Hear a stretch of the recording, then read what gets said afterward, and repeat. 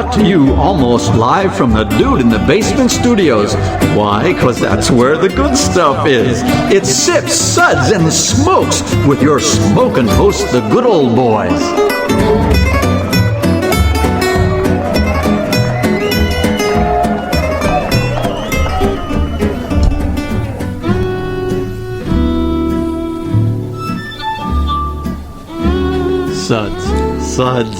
Suds. It's time for more Suds.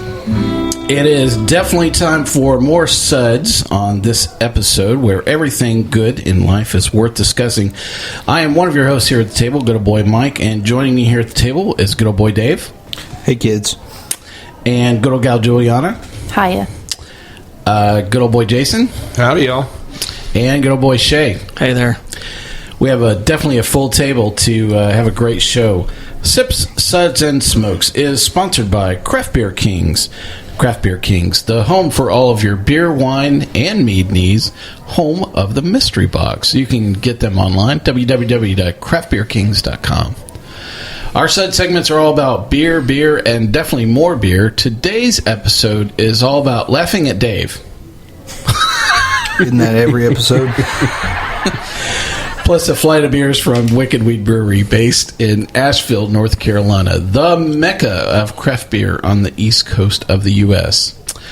I am actually going to read our Suds ratings for today. We are going to be tasting and discussing these beers from Wicked Weed and rating them with the Suds ratings plus our signature belching, or signature? Yeah. Toy boat. I need another beer. Our signature belching sounds. These have been sampled from fine North Carolina natives. Here are those ratings now. Number 1, that sucks. Give me anything but a bud. Number 2, was that a belch? That sounds like a nice North Carolina girl. Number 3 is, what a relief. That's a nice North Carolina. That's a Marion. That's a Marion quality. No, that's her dad. That's who that is. That's him North to mom. Carolina's dad. That's what that is. He's going. Yeah, he just left. Number 4, a body should really not make that sound. One of our show favorites. And number 5, listen to that hang time and give me another.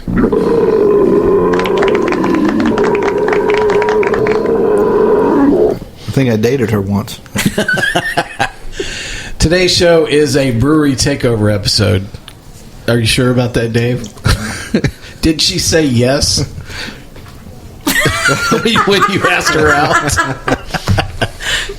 Did you ask her to audition for? Could you tell me how well you belch? You know, it's like, yeah, I'm sorry, you're not worthy. In certain parts of the country, that's like a mating call. Guy hears that and he's like, oh, she's ready to go out. All right.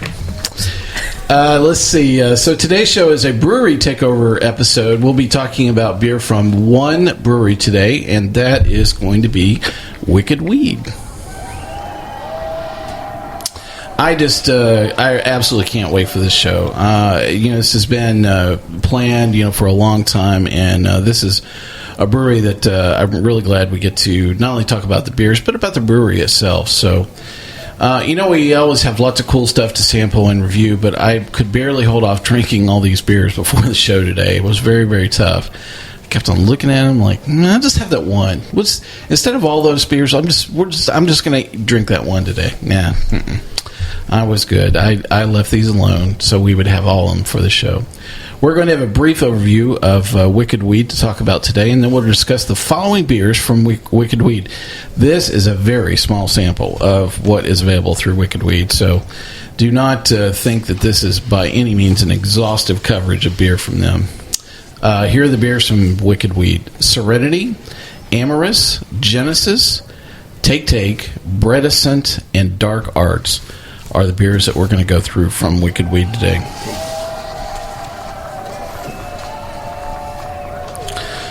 Julieanna has the overview on Wicked Weed, while the rest of us are going to try to trip her up covering this material. Dave, That is not a personal invitation for you, okay? I'm sorry, you've already laid it out. So here we go. All right. Yeah, right. Okay, so Wicked Weed is all about making great beer, of course.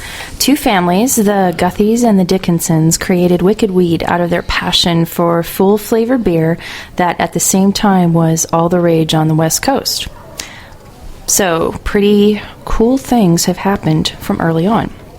Luke and Walt Dickinson are homebrewers that got hooked early on with these styles of beer. Luke met a girl, of course he did, who happened to live in Delaware. They moved to Delaware, go figure, and he ended up getting in with Dogfish Head. Yay! Actually, his first all-grain batch was with Sam Calgione, which is pretty damn cool. And from there, he ended up kind of working his way in, doing some interning at the Dogfish Pub and then running a tour program. At that point, both Luke and Walt had been pretty aggressively brewing for a good while. Walt had gotten to a point where he was excited to do something new, and obviously Luke and Walt had a passion for craft beer. Why do I feel like I should be in Kentucky talking about this or something? Sorry. Because they don't make high-quality sounds like this. You can't get quality burping like that, you know. Okay, so we started talking about, well, you know, what if we opened a brewery? That was their thought. The story, doesn't it, Julieanna? It does, and thank you for that wonderful interlude. It's a very unique brewery name, and so here's the story behind the name Wicked Weed. The story is that the great Henry VIII proclaimed that hops were wicked, pernicious weeds in the early 1500s, and they weren't to be used in English ale. So, Wicked Weed just felt that was a great kind of inspiration for them as a brewery. I mean, what the hell? It kind of represents what they want to be. It's always great to have a villain, you know, and King Henry is such a great villain. Very much so. Yes.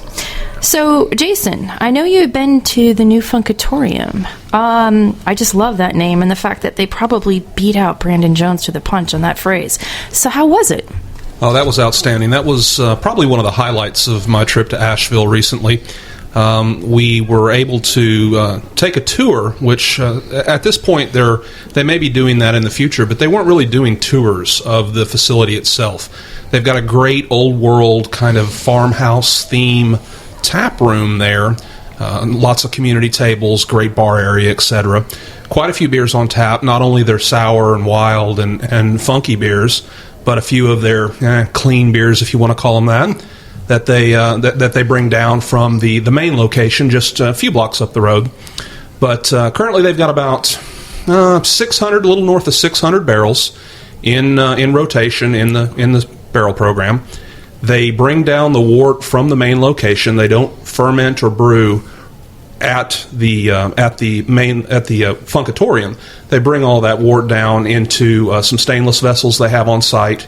They age it out, and then they barrel it, and then they actually pump back out of the barrels into stainless to blend and get their blends done, and then go ahead and bottle from there, or keg, obviously, as well. But Mike mentioned that what we have today is just a bare sampling of all their products.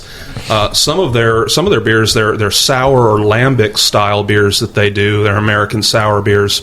They're not even bottling those at this point. I tried one there that was their Kiwi Morte, which is a third in the series of their Morte beers, which uses 1.5 pounds of fresh kiwis per gallon. And then they age this for 8 months in white wine barrels. And they leave the Yes. They leave the skins on the kiwi to get a depth of character and from that fruit, not just the meat of the fruit, but they also use the skins. Yeah, it brings like that bitter earthiness. You know, you get around kiwi fruit, yeah. It was an outstanding beer. They also, I thought one thing they did was interesting. They have I would hesitate to call it a mother, but it is almost that concept. They have something called their Cosette Sour Blonde that is, they have quite a bit of that on hand, and they blend that into a lot of their other beers for the souring component. So if they have a beer that, like one of the ones we have today is a blend of sour and Brett-based beer, Brettanomyces-based beer. So that they're blending that Cosette Sour Blonde back into some of their other beers for that lambic, if you will, or sour character to get that in the beer. The other thing of note that they had, we were able to sample their Black Angel, which is the first in a series of their Angel series. They're going to do White Angel, Red Angel, and I believe there was another one in there as well. I forget the name of that one, actually. The Black Angel was a cherry sour, a sour black ale with a pound of sweet and tart cherries per barrel, and then aged.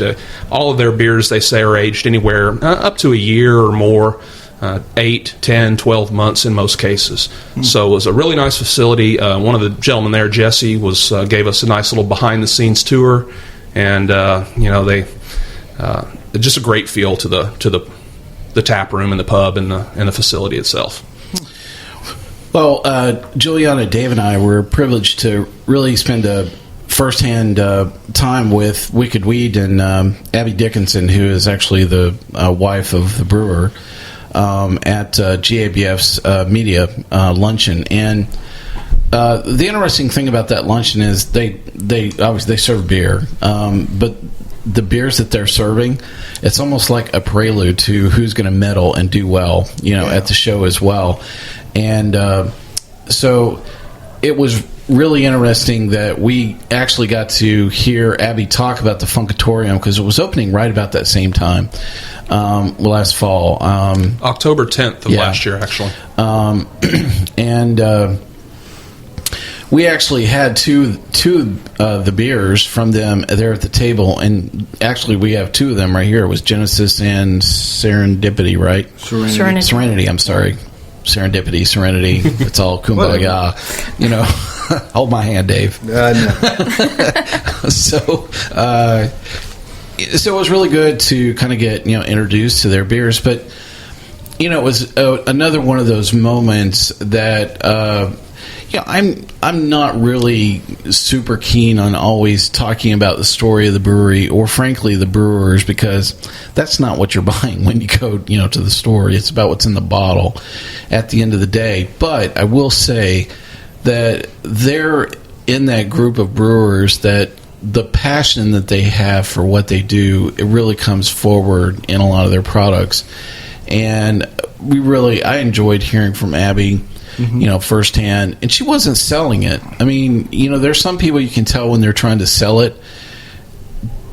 There's just a natural passion, that she has for what she and her husband are doing. And I'm sure it still feels like work, but it didn't look like work, when she was there. So, yeah, Jesse, who led the tour that I took there at the Funkatorium, was much the same way. He was interested in us getting the opportunity to try this stuff. He wasn't trying to sell us on the idea of Wicked Weed or the Funkatorium or anything of that nature. He was excited that we were there to get a chance to try this stuff that they loved creating.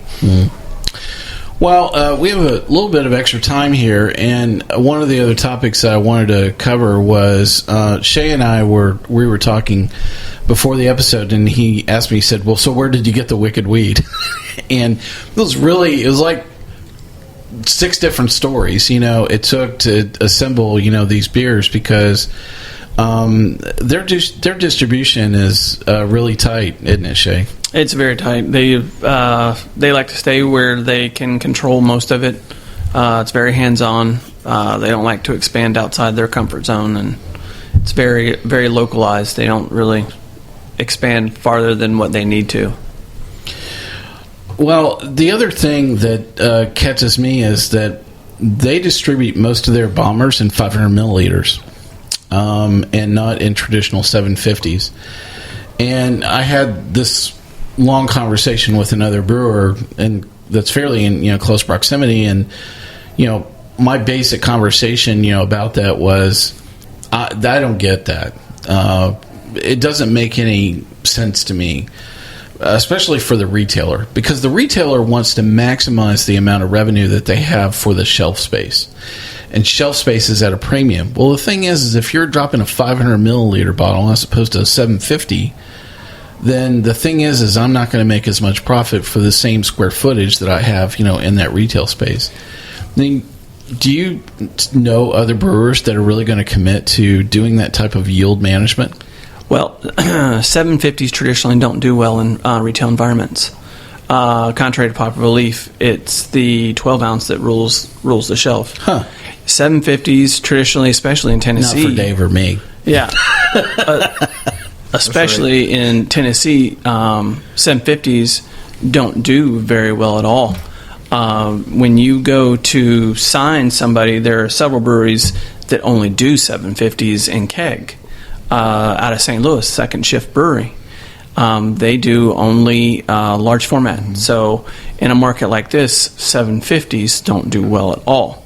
So as for like a strategy for somebody like that brand, somebody who only does 750s, your strategy's got to be draft first, then package. You get somebody wanting it, had it down here, had it down there, and then you slowly introduce package. Because if you introduce package first, it's 750 milliliters. It's a commitment. It's hey, I have 750 milliliters of beer that I have to finish. Yeah, that's almost three glasses of beer. Where you and I mean, it's not much for me, but as the That's average, just a good start, right? But the average beer aficionado nowadays wants the newest and greatest thing. They don't want to sit down with 750 milliliters and have to finish it and still be, committed to that. They can finish the 500 mils or 375s and go on to something else. So, I happen to notice that I left the price tag on several of these bottles because I actually bought. Most of these are traded, to get them here. Any reaction to the price point for a 500 milliliter and that you guys, did you think it was, you were tasting the beer now. It's spot on for what it is. Yeah. I mean, you have to consider what you're consuming. I mean, on the average nowadays, anything from 22 ounces will run anywhere from $9.99 to upwards to $18.99, $22.99 of that nature. So, I mean, you're talking about $8.99, $14.99 for a 500 milliliter from somebody who produces a very, very, very small amount. So, I mean, it's good for what it is, and it's good pricing. I haven't heard anything about any production increase out of Wicked Weed after they constructed the Funkatorium. I think that was like their next big move, and that was really more of an expansion of fermentation space than really brewing capacity. Have you guys heard anything about them changing either contract brewing or, God forbid, I don't think they would ever do that, but anyway, have you heard them expanding at all? And with so many big breweries now in their backyard, I got to believe that they're kind of walking through, especially Mills Creek, and going, man, I like this. Well, they mentioned that briefly when I was there, not in terms of wort production, but in terms of, they did mention the room that they had for increased barrel count in the Funkatorium. So they do have plans to slightly expand the current capacity of the Funkatorium. In other words, they've got room for more barrel racks. They did recently add another stainless tank in the Funkatorium to hold and blend, but they they did not mention any increase in production targets. One thing I was kind of interested in, or that stood out to me, was the wide variety of barrels they had. They were doing, and it's present in what we are sampling today. They had white wine barrels, red wine barrels. They had, I believe it was rum, and I believe there was a sherry or port, I can't remember, as well, barrels. There were bourbon barrels present. So they're trying, quite a big variety of barrels in the program as well. But I didn't hear a lot of expansion beyond increasing the number of barrels at the Funkatorium. Well, that's it. We're going to wrap this episode. I'm leaving now. Well, we are going to take a quick break here, and we'll be right back. We're going to start talking about some of our beers that we have from Wicked Weed right after this break.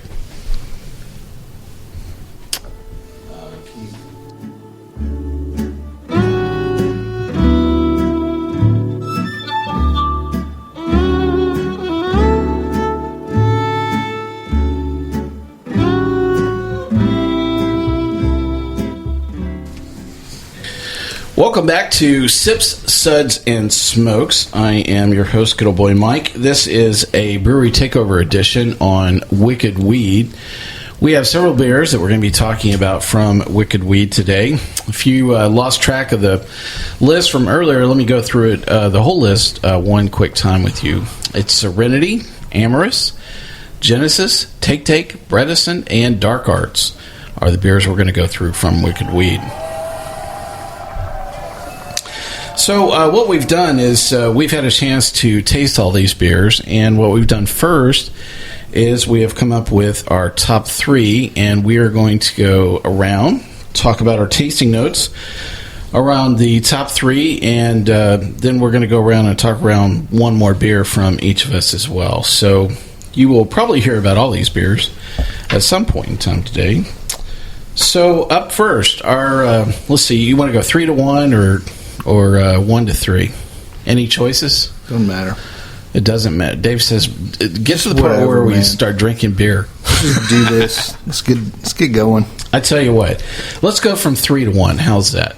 All right. So our number 3 pick is going to be Genesis.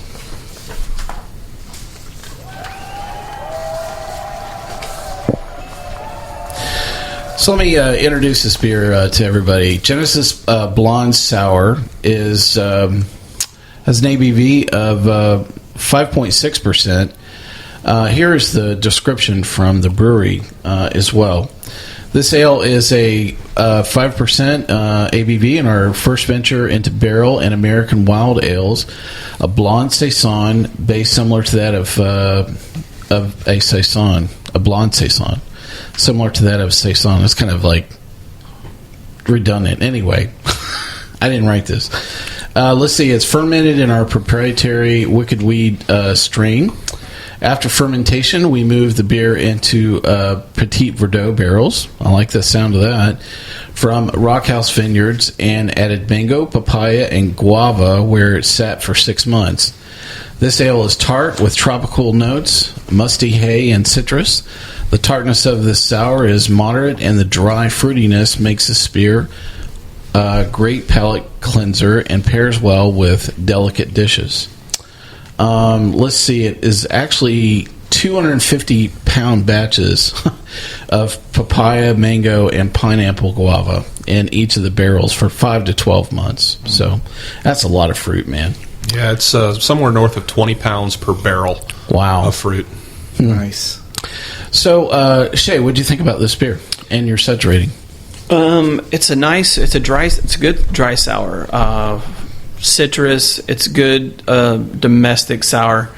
Would I put it against some of the other sours in its category? Probably not. I mean, I love Wicked Weed's sours, but a lot of times when they get into the production, like he says, they all have very similar characteristic. You can taste the fruit. The passion fruit is the first thing you get on most of their saisons. So for me, this is a good dry sour, huge citrus notes to it. I like it. I put it at 3.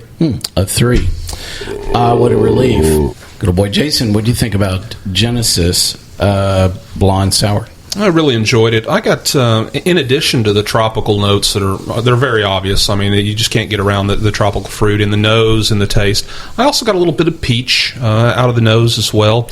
I didn't consider it terribly sour. I could definitely feel and taste the white wine character coming through from the barrel.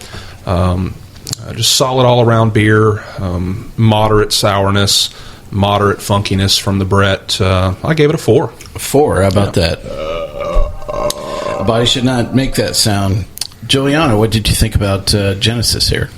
I liked it. Although I have to admit that it wasn't as sour as I was hoping it would be, for what the label claimed it to be.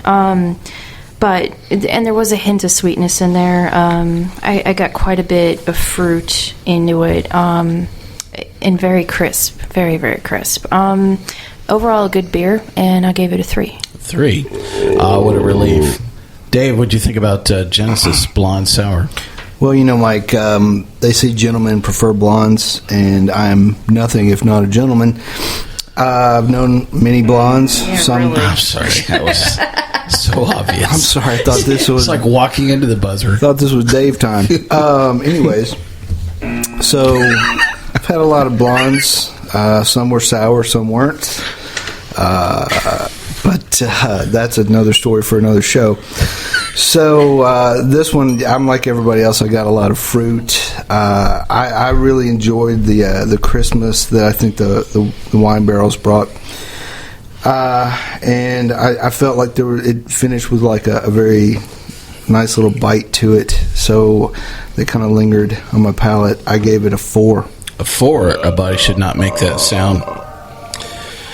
Well, my tasting notes on Genesis Blonde Sour, I wrote down 2 words, sour lemon wedge. I think that if you had taken a lemon wedge and dipped it in white wine and then stuck it in your mouth, it'd be this beer. It's just, I think for me it was just a little too one-dimensional. After reading through that description, which I didn't read the description before I tried the beer, I find it hard to believe that there's that much sweet fruit in it. I would have thought that the combination of the mango and papaya would be more pronounced, and I would have thought it would have been even sweeter, than it's presenting itself. So, anyway, I just thought it was a great beer. My Suds rating for Genesis Blonde is a 3. What a relief. And so that is our first beer. All right.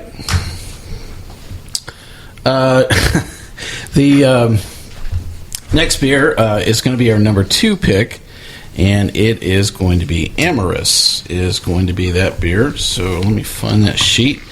Hang on a second. Vamp. Make a joke while I find this page. Here we are. The full name of this beer is Wicked Weed Royal Cash, or is it Cachet? Is it Cash or Cachet? I'm going to go with Cash. Amorous. We're in North Carolina. It's Cash. There you go. Royale with cheese. Royale with cheese. That's what it is. Let's see. The classification is sour wild ale. I'm sorry. The ABV on this is 6.9%, and here's the description from Wicked Weed.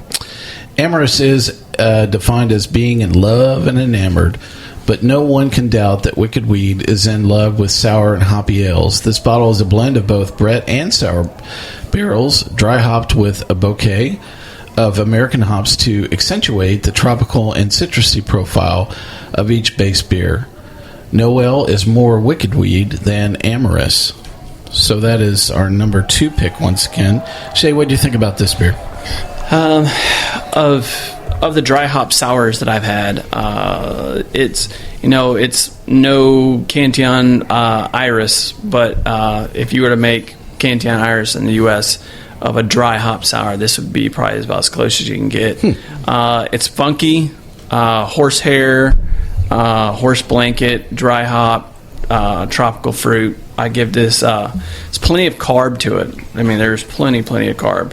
I give it a 3. 3. What a relief. Good old boy Jason, what do you think about Amorous? Well, I really enjoyed the American hop, the citrus hop blend into this beer. I thought the sourness was a little on the low side for me. I didn't quite get as much sourness as I would have liked. I think maybe the Brett a little overpowered the sour character of the beer, but again, that both in aroma and flavor, that American citrus hop, the big C hop flavor and aroma came through strong. I enjoyed it. It was something I haven't really had much else with that kind of character in it. I gave it a 4 for my Suds rating. About that, a body should really not make that sound. Juliana, what do you think about Amorous? I love this beer. This is like barnyard happiness to me. It's grassy, it's citrusy, it's got that perfect degree of sourness. It just was great. Yeah, exactly. I can't stop drinking it. Damn it. I give this a 4.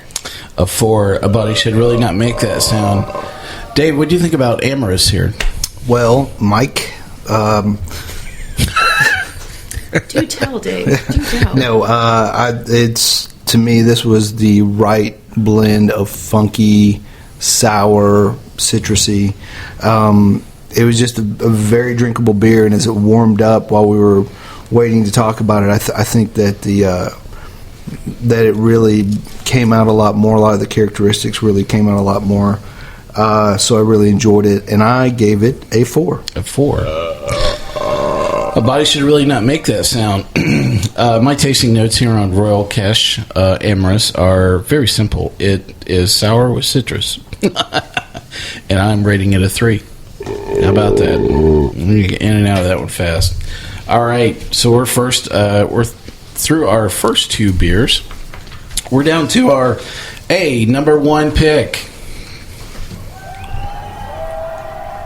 And of course, there's always somebody that has to have something in this. I gotta have more cowbell, baby. Guess what? I got a fever. And the only prescription is more cowbell. That's a North Carolina cowbell. All right, our number 1 pick is going to be Dark Arts. How about that? Yay. So there's a story that goes behind Dark Arts here, and so this particular beer is a very limited release. It's allocated. You have to get in a raffle, and there's a lot of pieces to the pie in order to get this. And the only reason why I have this bottle to talk about is because I ended up trading a similar beer that was allocated to trade that beer to finally get the Dark Arts. So it was like a 3-way trade to finally get to this. So why I'm looking for this sheet. It sounds like the NBA kind of. I don't know, man. I got traded. I don't know what I'm doing here.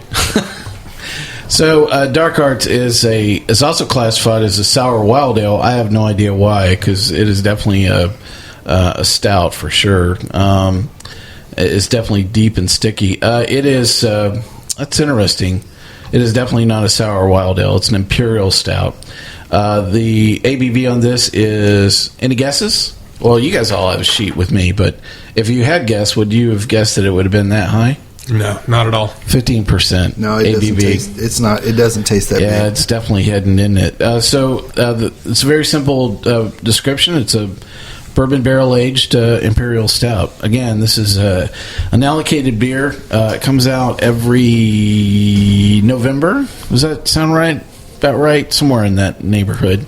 So there are a lot of imperial stouts that kind of hit that holiday, period as well. So great beer. Shea, what do you think about Dark Arts? It was great. Had a really good coffee nose to it. Deep, rich flavor. I didn't think it was 15% at all. I wouldn't guess that. You have guys that are like, Goose Island's Bourbon County is 13.8, and it's a lot thicker and viscous than this. Yeah, a lot more higher sugar. But I can see where they get the wild sour, because there is a tinge of wildness to it. And I typically do not like dark wild sours. I'm not a fan. Like Tart of Darkness, they pull it off okay out of the brewery. But, there are a few others that do a good job, but it's few and far between that you see somebody who actually makes a good dark sour. On the ratings, I gave this one a 4. A 4. A body should really not make that sound. Good old boy Jason, what do you think about Dark Arts? Yeah, very enjoyable beer. I got a touch of vanilla, a little chocolate, some deep plum or maybe some other stone fruit type aromas on the nose. If I had to knock it on any one thing, I would say there was a slight harshness at the very back of the palate. That may be where some of the sour, the wild funkiness comes in, but it passed quickly. That was my only one small knock on the beer. Again, I got some of that vanilla, that currant, plum, that dark fruit in the flavor. Just a all around good beer. Like I said, like everybody said so far, hides that ABV well. It's smooth and much better than you would much smoother than you would think at that level, that ABV. I gave this one a Suds rating of 4. 4. A body should not make that sound. Good old gal Julieanna. What'd you think of Dark Arts? I love this beer. I mean, for those of you that have heard me before, I'm a big fan of stouts. I brew stouts. I love stouts. I am a stouty girl anyways. But what was really nice about this is that there's just that hint of sourness, because it's hard to pull off. If you're going to add sourness to something like an imperial stout, there's that fine line between maintaining the stout flavor and the dark fruit flavor, and then it getting overpowered by that tart. So this was a really nice blend because I'm still able to get the dark fruits. I'm getting the vanilla bourbon-y kind of taste too, with just that slight hint of tartness. It was great. I gave it a 4. A body should not make that sound. Dave, what do you think about Dark Arts? Well, I think you coined a pretty good phrase earlier, deep and sticky, I think is, which sounds filthy, but actually is fairly applicable. Absolutely. Yes.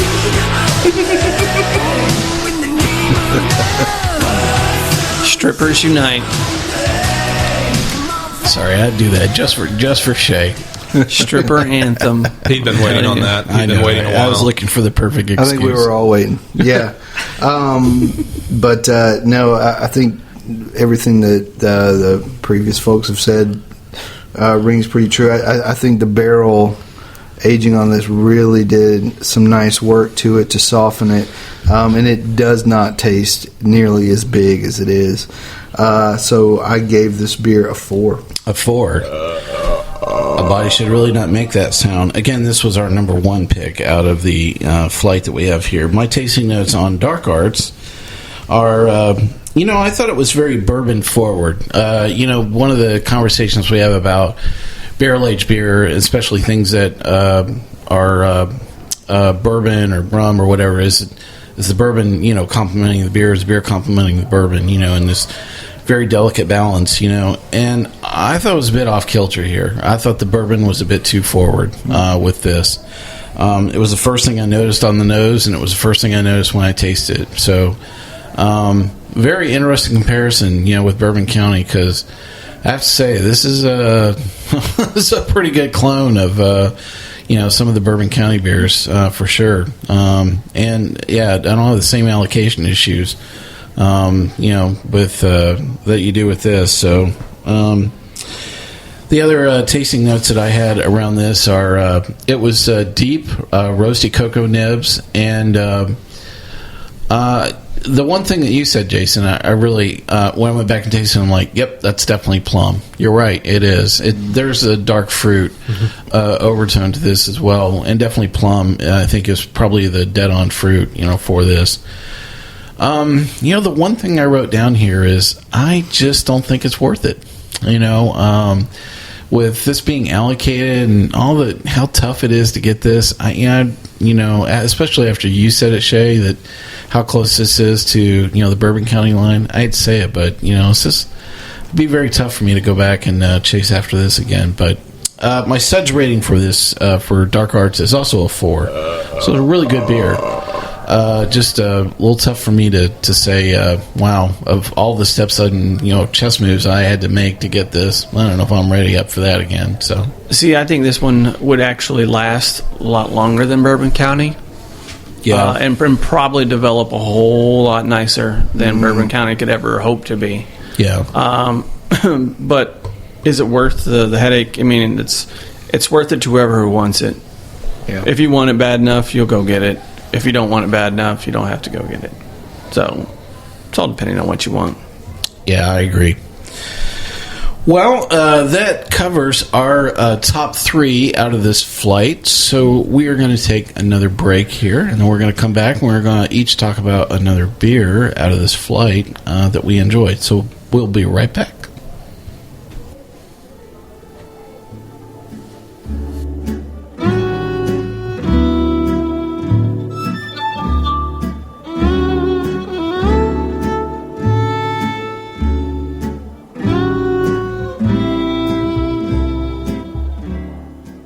Hello and welcome back to Sips, Suds, and Smokes. I'm good old boy Mike. We're talking about a Suds show today, and it's a Brewery Takeover edition on Wicked Weed out of Asheville, North Carolina. We have a flight of beers from Wicked Weed that we're going through today.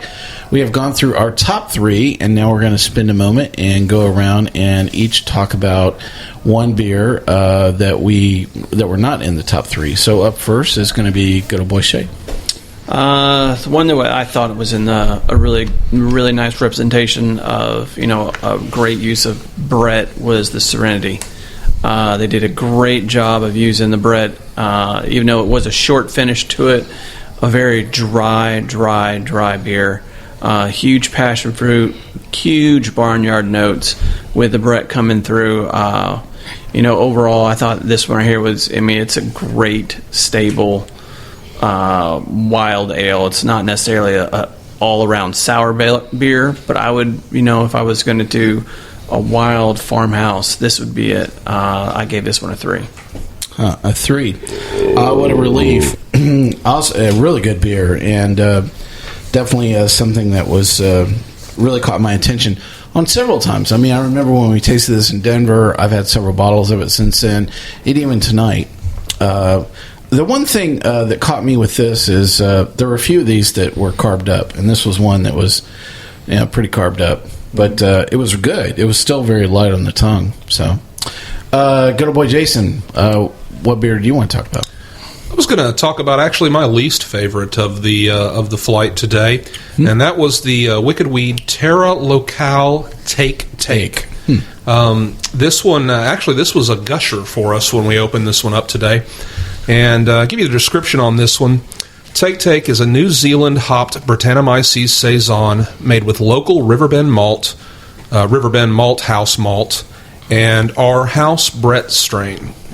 And my notes on this, I've had some really good New Zealand hopped beers. In fact, I've made a pale ale with New Zealand hops, and turned out wonderful. It is the hop right now. So. It is, but this one, Nelson Sauvin, I think, is what I'm picking up here, and it is it's a hop that can get out of hand quickly if you're not careful with it.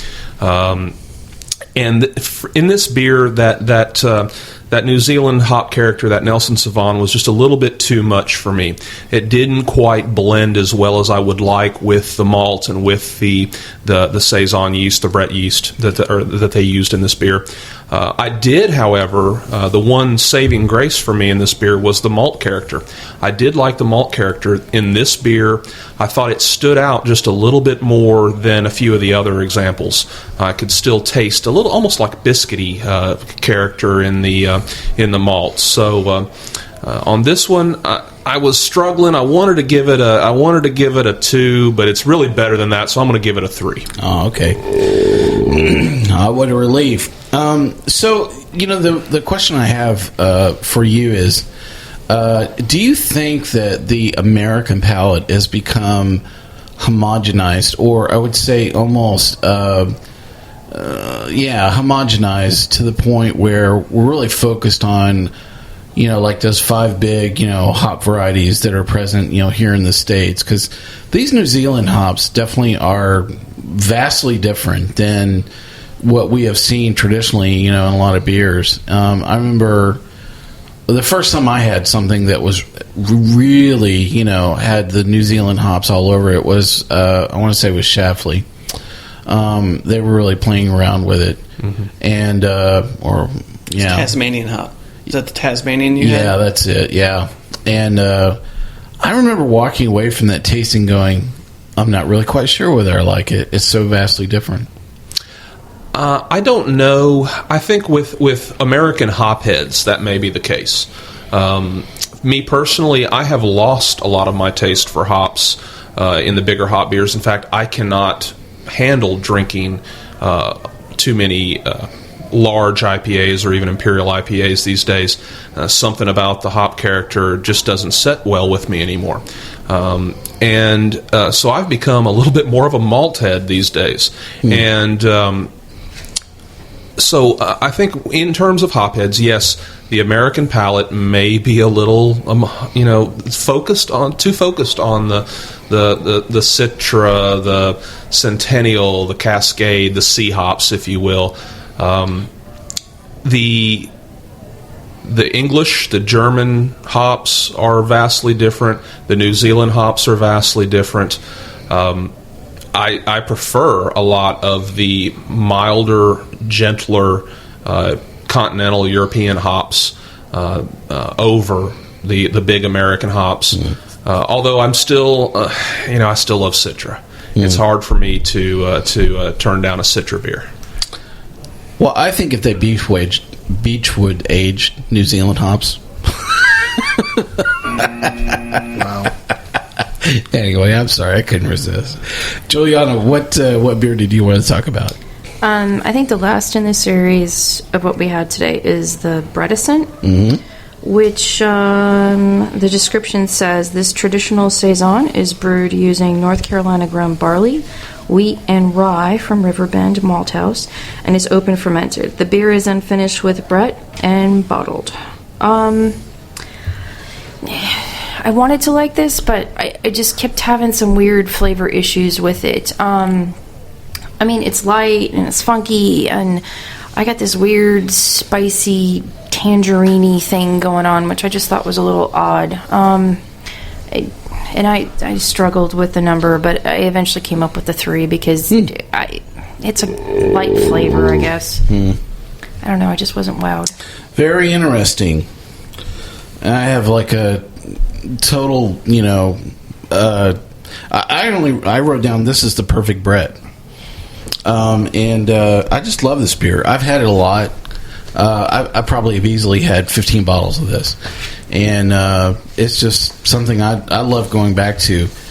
Maybe a little one-dimensional, but there's just something about the consistency of this beer that I really love. It's very quaffable, and I love going back to it. So, yeah, it is dry and crisp, enjoyable. I think that spiciness you mentioned. I love the citrus balance. Yeah, that might be that rye, and in a lot of ways you either love rye or you hate rye. I tend to fall into not the hate, but I'm not a huge rye fan, and the spiciness that comes from rye usually does not sit well with me in my palate. Well, cool. Dave, what beer did you want to talk about? Well, they already talked about them all, but that's all right. All right. Well, I'll just say about the you and I get fielder's choice. Okay, cool. Then I'd like to talk about the new offering from InBev. I believe it's called Bud Platinum.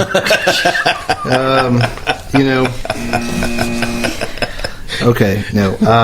I will just say about the Bretticent that when it was cold and we first tried it, I thought it was a good saison. I didn't think it was outstanding in any way, and there was sort of an off flavor that I was picking up, and it may have been the way the rye was playing in. But while we were talking about all the other beers, and it had a chance to warm up, I do think it developed sort of a sweetness for me that it made it maybe not better, but definitely interesting. I think some of the pepperiness of the rye and everything kind of backed off a little bit, and it actually became very, very enjoyable. Overall, I gave it a 3. A 3. What a relief. Well, I think the one beer I want to come back and talk about is Serenity. I wrote down this was dry. I love the lemon, citrus element around it. It was very light. It had a very heavy carb to it. This is one of the, there were like 2 or 3 beers that I thought this had really heavy carb, but I really loved, this beer. I wrote down champagne yeast with a big question mark, because it had, some elements like they had used some champagne yeast at some point in time with this, because it had a lot of the same qualities around it. But I guess this beer reminded me of a step down the Mélange à Trois path with Nebraska Brewing, which is a beer that we absolutely loved last year. Do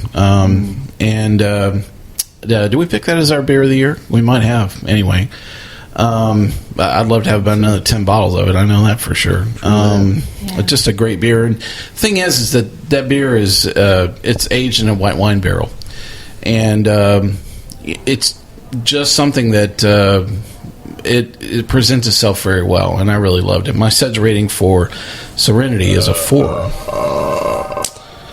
A body should really not make that sound. So there was one thing I forgot to talk about as we came back for break, and that is how people from North Carolina greet each other. So, I mean, I wanted to talk about something, from North Carolina that, everybody needs to know. Don't date your sister. There you go. But that wasn't quite it, Shea. I mean, I appreciate it, but... So, usually when you come up and ask them not about their sister... are you east or west? And, it's just like, and if you have this dumb look about you, they're like, yeah, you're not from around here. So, the thing that they're trying to discern is exactly what type of barbecue sauce you like, because that's what divides the state, is there's one part of the state where they use tomato sauce and the other part where they use vinegar. And so, if somebody is... asking about that when you're in North Carolina, now you know. So, Mike, are you east or west? I am a east, and that's the that's the vinegar sauce. Yeah, attaboy. There you go. And you don't date your sister, correct? Negative, Dave. He had to think about it. I know. It's worrisome. Yeah, it's just a lot of beer. That's all I had to say. Blame the beer. There was something that was hanging in the balance there for sure.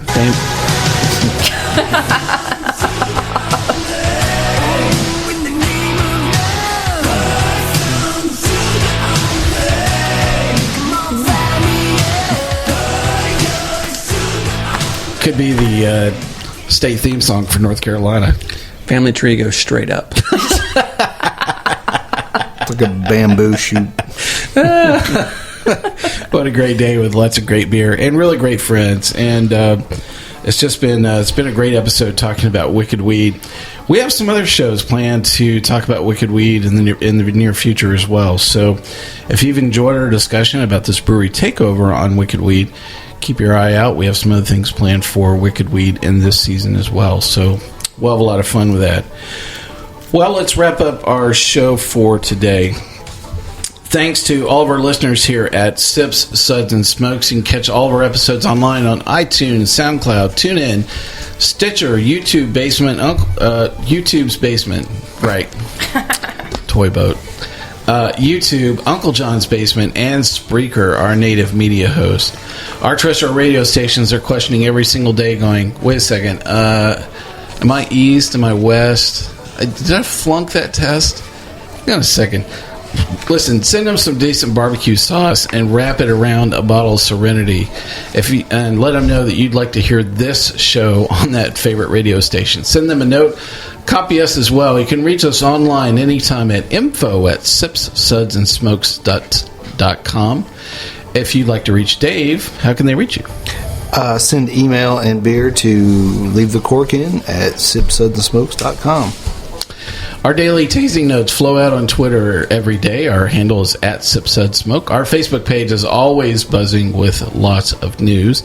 A lot of our hosts are on Untapped here as well, so a lot of us keep our beer diary on there, except for Dave. And me. I can't figure out the technology. I know. It involves big buttons. Sips, Suds, and Smokes is sponsored by Craft Beer Kings. Craft Beer Kings, the home for all your beer and wine needs. Home of the Mystery Box. You can reach us. You can reach them online, www.craftbeerkings.com in El Monte, California. Do us a favor and take the time to rate this episode if you're listening to us online. That's a great big help, and I get to take that feedback back to Dave and discuss his behavior modification program once again. It's not good. I want to thank my co-host for being here. Good old boy Shea, thank you for being here. Thank you, and always drink good beer. Good old boy Jason, thank you for being here. Thanks for having me out today. I want to remind everyone to kick back and taste something tasty today. Good old gal Julieanna. Cheers, everyone. Good old boy Dave. Send me beer. This is good old boy Mike asking you to join us once again and to keep on sipping.